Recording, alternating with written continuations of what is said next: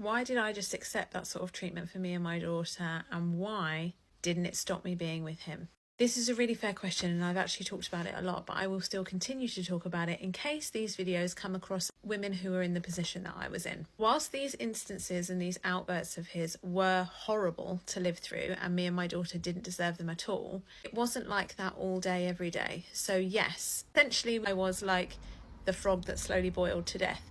Those things hadn't happened. Like, I had not been put in a situation like that with him before we had children. So in that instance, it was a sudden change in his personality, but also it wasn't all day, every day about everything. If he had been the person he was at the end, at the beginning, we would not have made it 10 years together. I've also been asked a lot about, like, why on earth would I want to have a second child with him? And actually, I had a third pregnancy that was in between my two girls that ended up being ectopic. Another story for another day. But why would I want to continue to grow a family with a man who behaves like that? Totally reasonable to ask. And whilst I don't really have a clear-cut answer, it is that we were together for 8 years before we had kids. I thought I knew this man. The life that I was building was with that man.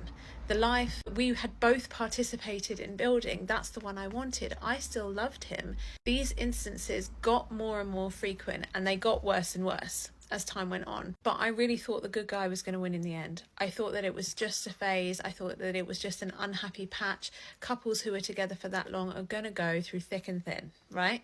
So if I just chill out enough, if I just hold on, the good guy's going to make it in the end. He's going to win. We're going to live this happy life, and he's going to appreciate me and our life and everything we've built. Obviously, I was very wrong. Part of what kept me with him was that I loved him and I was committed to our life and our future and everything that we had decided and that we were aiming for.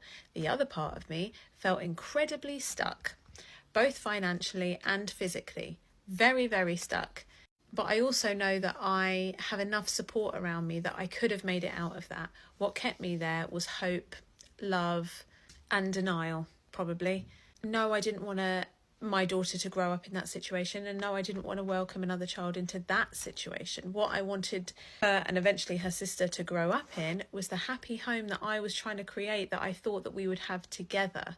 But the more that time went on and the more those instances became more frequent and worse, the more I realized that it was just not going to happen.